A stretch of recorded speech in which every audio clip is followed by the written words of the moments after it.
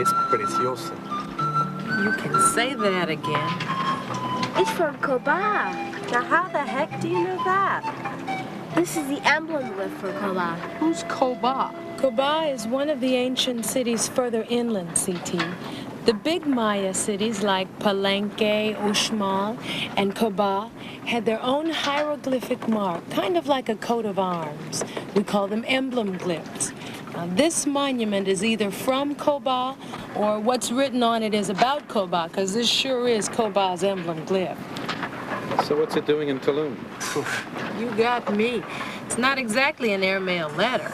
These monuments, they are called stelas, are usually records of rulers, what they did, when they died. You think we'll find the other half? I sure hope so. It'd be nice to know who this fancy fellow is. I'm going to get Mimi through the reef while I can still see the bottom. Sure. You better give Granny a hand.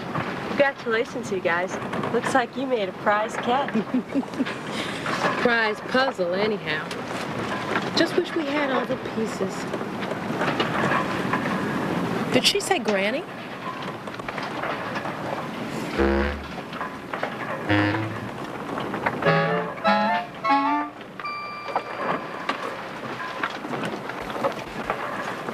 Watch out for that, Ouch!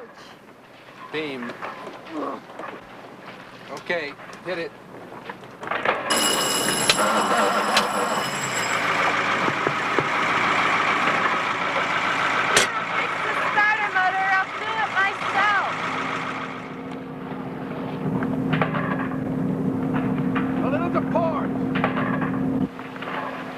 That's good. Steady as she goes.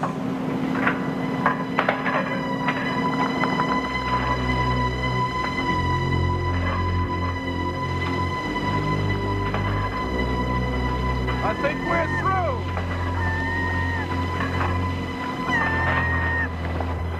Hey, Pepper, it's about a missing person. Yeah? Yeah, King. He ruled Coba, but then pulled a disappearing act. That's all there? We haven't gotten very far, but we have found his name. And we already know some things about him from other Coba stelas. This part is Chak. It means strong or powerful. And this is a picture of a jaguar.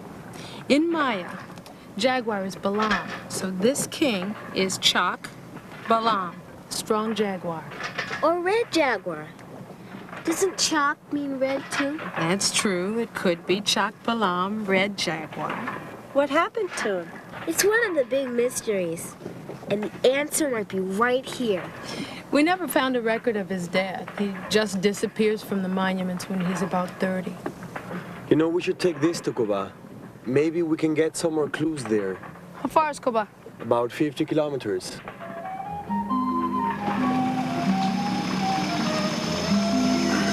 You're really not coming? Stone Muchacho here's got my seat. Hey, we can make room. No, really. I got babysit Mimi. Give me a chance to fix that starter motor. Besides, Pepper has promised to cook for me a Texas meal tonight. Ooh. Your tongue will never be the same. Done. See you later then. Bye, Pepper. Adios. Hasta mañana. Give my regards to the Andrews. Those are the people who can help us with the stele? Yep, we're hoping. George and Jean Andrews. They've been working at Coba for 5 years. Mapping, digging.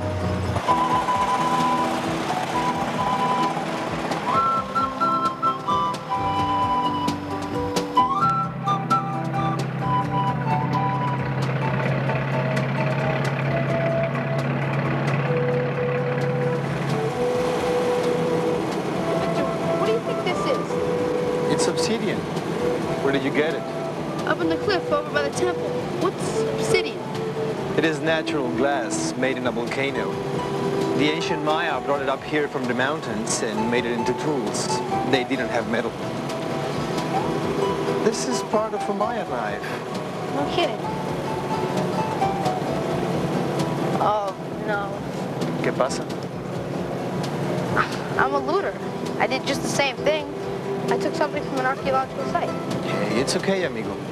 Just take it to Segovia tomorrow and show him where you found it. You are young.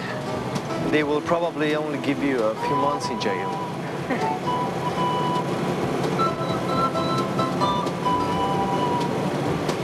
¿No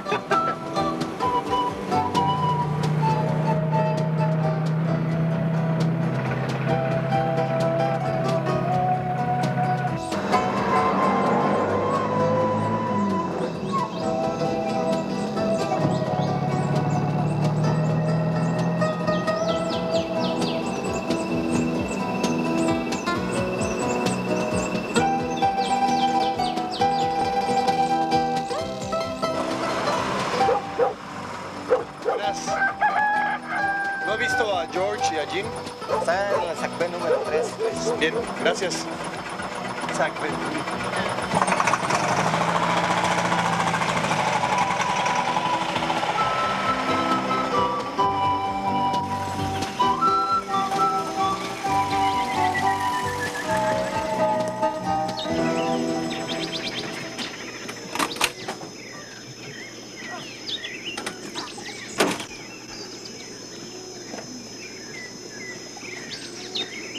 Should be just up ahead.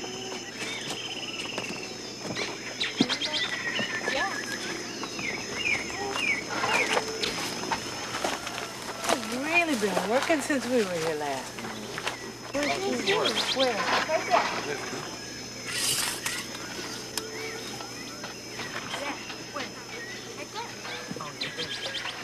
Hey, Jean! Good grief. Now there's a sight for sore eyes. Say, this is looking great. Well, I was beginning to wonder if you were ever coming back to see it. Now, who of you here looks like you're driving a tour bus? Well, you know Victor. Know him. I knew him before he could talk. Hola. And Quiche, give me a kiss, sweetheart. And who are your friends? This is CT and his grandfather, Captain Granville. Pleased to meet you folks. Jean Andrews. Say, where's George? He's in the bush, hot on the trail of some orchid the local people told him about. Jean's husband specializes in figuring out how the Maya used the plants. I think you can call him an archaeobotanist. Anyhow, he'll be back in the morning. You know, what we're finding here is turning out to look pretty much just the way you pictured it. Juan Chablé has given us some wonderful suggestions.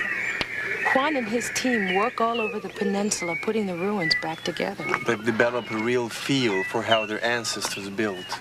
You're gonna make this look like this? Not unless we find every stone and are positive where each one belongs. No, we just about finished here. We put everything back that we're sure of. Glue it all together so it won't fall down again.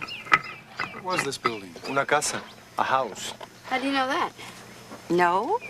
Well, I'll be glad to tell you why I think that. So it could have been, say, a store. Could have been. I'll show you what we found and you decide. Okay. Now, these were called pilas. What do you suppose they were used for? Maybe a sink? Maybe. Logical. Be tough to drain it. That's true. We think these pilas were used to grind corn in. The Maya today used something sort of like that. And stones like these were found nearby. Oh, yeah. This fits right in. So they just rolled it over the corn? That's right. It's called a mano. That's Spanish for hand. And over here in these bags, we have potsherds we found around here. Take a look. They're from plain pots, everyday pots. I think I'm getting the idea. But I'm not finished. Around these houses or buildings were middens. Know what they are? Of course not. Why should you? A midden is archaeology talk for garbage dump. And these middens contain the remains of house stuff. More pottery, small animal bones. Yeah, but why does this house look so different from the ones they build now? Excellent question. Excellent. Fact is, there were probably loads of houses around here, just like the ones you see today. But wood and thatch don't generally stick around for 1,000 years. They rot. What we're left with are stone buildings, the kind richer folks lived in. Now, what do you think? Could have been a house. I like the boy. So, what's new on the coast? As a matter of fact, that's why we're here. We found something. I thought you two looked mighty pleased with yourselves. Want to see? Come on. Here it is. Well, well, I should say you found something. You found half of something. And I think we have the other half. You do? It's gonna fit. Watch out. This bus. Your fingers. Straighten it. Well, will you look at that? Yeah. It's absolutely incredible.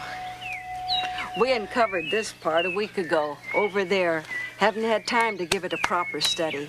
How could one half of a 500-pound monument get from here to Tulum? It's hard to say how it got underwater, but it was probably stolen from here. Who'd want to steal these? I mean, it's not gold. No, but they're very old and they're very rare. Looters can sell these to collectors. People with loads of money think it's smart to dress up their living rooms with stolen art. Why, they'll pay thousands for just part of one of these. Sometimes robbers cut them up into chunks with chainsaws right where they find them. Hey, look. Here's the glyph for capture or slave. And then Chakbalam's name. Maybe he was captured. Yeah, I think you're right. Sure looks like it. Does it say where they took him? Look where the crack went through this glyph. Isn't this an emblem glyph? It sure as the heck is. Sight you? Yes. Afraid you've lost us again. Sorry. This is the emblem glyph of an ancient city we call Site U. U stands for undiscovered or unknown or undog or... Or unbelievable. Yeah. Truth is, we can't even be sure it exists. It could be just some mythical place. This emblem glyph has turned up before, but so far, quién sabe? A lost city. What is it? If the half we found was stolen from here, And that figures. then the thieves must have taken it to Tulum. You think Pepper's all right? Oh, sure. Segovia's the one we should worry about. He's eating Pepper's chili.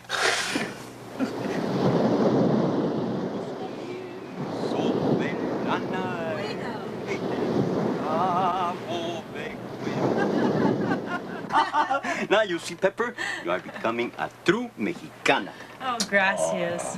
You know, to me that's a compliment. Where I grew up, Mexicans aren't treated so good. Here we also have such problems, Pepper. Some hate the Norte Americanos, some hate the Maya. But you, who could hate someone who cooks so good? Nobody. Well, you got the toughest tongue on this side of the Rio Grande, Segovia. That was my flamethrower chili you put away tonight. Next time I cook for you, see? I teach you what picante is in Quintana Roo. You will see. I must be going now. I'm keeping you from your work. It just needed cleaning. And I'm sure not planning on going anywhere tonight. Come on, have another cup. ¿Por qué no?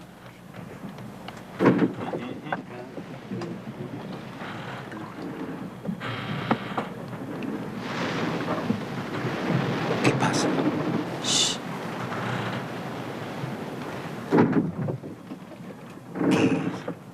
I don't know, something's weird.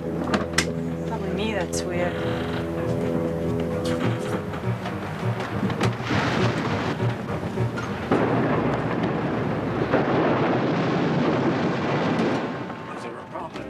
Say that again. The anchor's not holding. We're headed for the beach. Gonna be on the rocks unless we...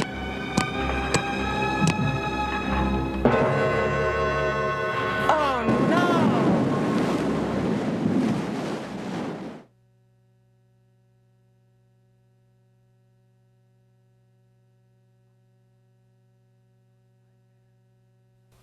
I'm Ben Affleck. I'm at the North American Hyperbaric Center in New York City, and this is a hyperbaric or high-pressure chamber. I'm about to go into it to make a simulated dive, and I'm a little worried, especially after Glenn Butler, one of the experts here, showed me how powerful pressure could be. We did some experiments in a small hyperbaric chamber. Here's what air pressure did to a basketball, a light bulb, Whoa! and a styrofoam head. You can see why I'm worried.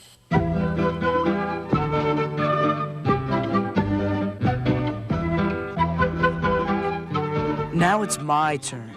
Jim Terrell will control my so-called dive in the chamber from a control panel that looks like something out of a submarine. He explained that the pressure will be measured in depth of seawater as if we were actually diving in the sea. Jack Leibold will control our depth by pushing air into the chamber to increase the pressure. If anything goes wrong, he can bring us up by letting air out. The big hyperbaric chambers are used to train divers, but they can also save them. Dr. Rolando Sanchez will go with me in the chamber. We treat scuba divers that end up having the bends or decompression sickness. You probably know about that from scuba diving. Right, when you get a bubble in your blood and That's that right. type of thing. That's right. What we do is we take them in the chamber and recompress that bubble and get it to reabsorb. Oh, what's going to happen to me down there? Probably the first thing you will feel is you'll feel a little pressure in your ear. Remember the eardrum. Let me just sort of draw a picture for you. This is your ear, okay? Your outside ear. And that's your ear canal. There's an eardrum, okay? Your eardrum is a thin piece of specialized skin that stretches across the passage leading to the middle ear. And the eardrum connects to the middle ear and a tube going to the back of your throat. That tube is called the eustachian tube. You mean your ear is connected to your throat? That's right. There's a tube that, by increasing the pressure, you keep it open. What you want to do is equalize the pressure from the outside to the middle ear to the back of your throat. You want all those pressures to be equal. Now, can you imagine what would happen if you had high pressures on the outside and low pressures in the middle ear? What would you think would happen?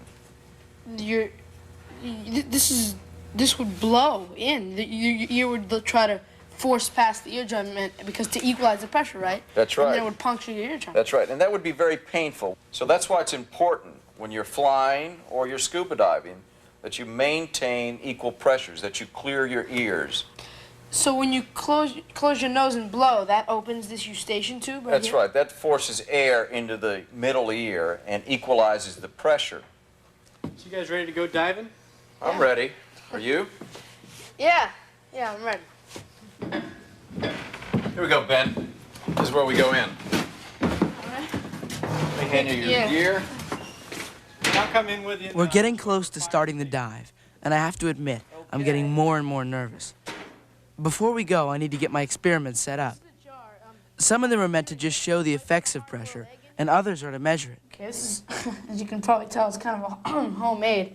It's a barometer. A barometer is an instrument that measures air pressure. The ones I made are not real accurate, but they should work. The balloon, stretched over the jar mouth, will get pushed down into the jar by the pressure, and the chopstick will go down. We can mark the change with a pencil line on the chopstick. And the other barometer I have is this one. As you can tell, it's also homemade. But what I'm going to do here is... The other barometer is just a piece of plastic tubing with some colored water in it.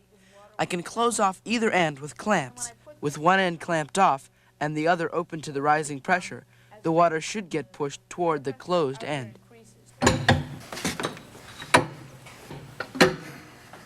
All right, Jack. Okay. I brought a journal with me to record information during the dive, like temperature and pressure. Mark it there, and that's... Now that's 0 feet, right, 0 Ben? That's 1 atmosphere. Why don't you mark that down? Okay, Jack. You got them all ready? Okay, let's do it.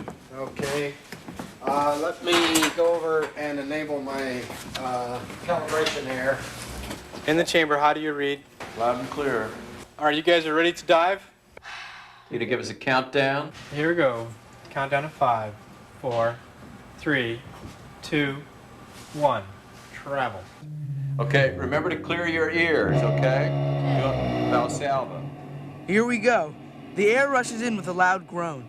I can feel the pressure on my eardrums build right away, and I have to keep clearing those eustachian tubes to keep my ears from hurting.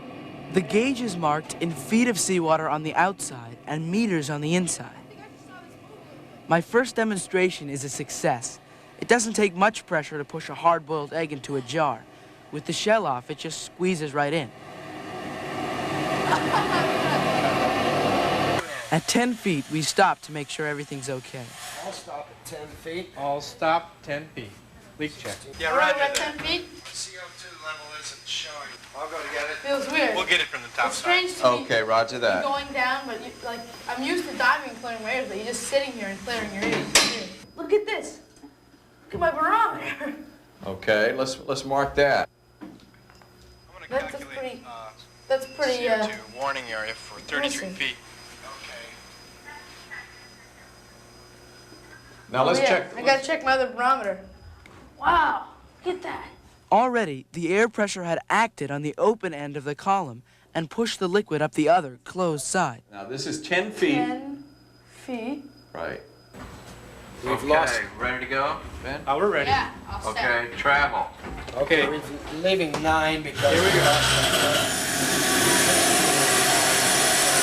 Let's go to 33 feet. We're going to pick up the rate.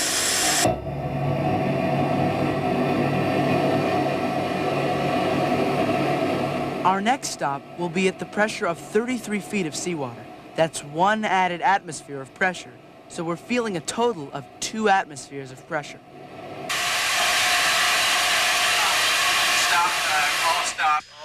All stop, 33 feet. Okay, our temperature is 81.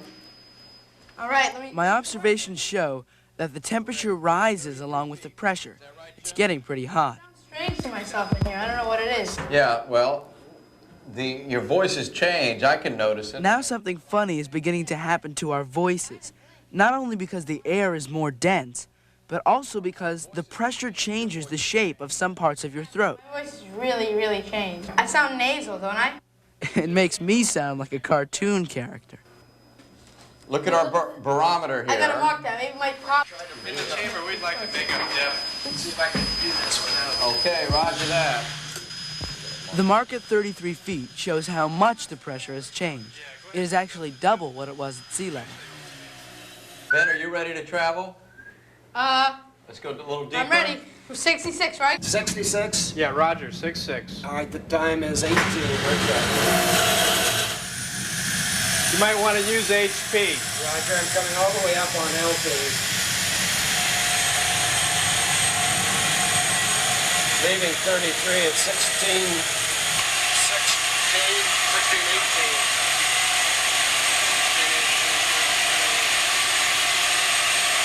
18. Being in the chamber with all these squashed objects makes me glad my body is mostly water and can't collapse like a basketball.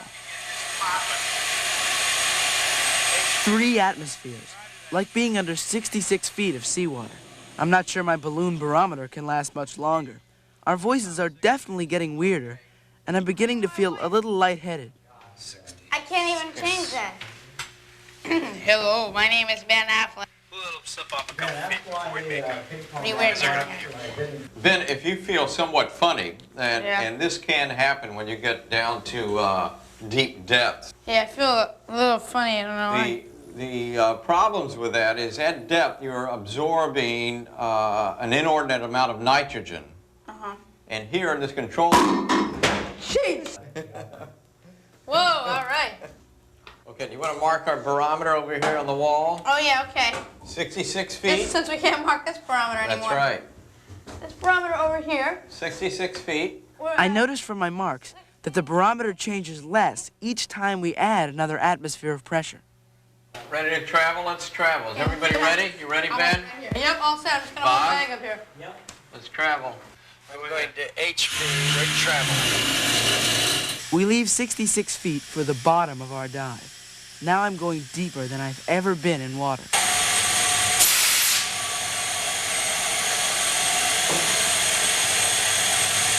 All right, you're on the bottom.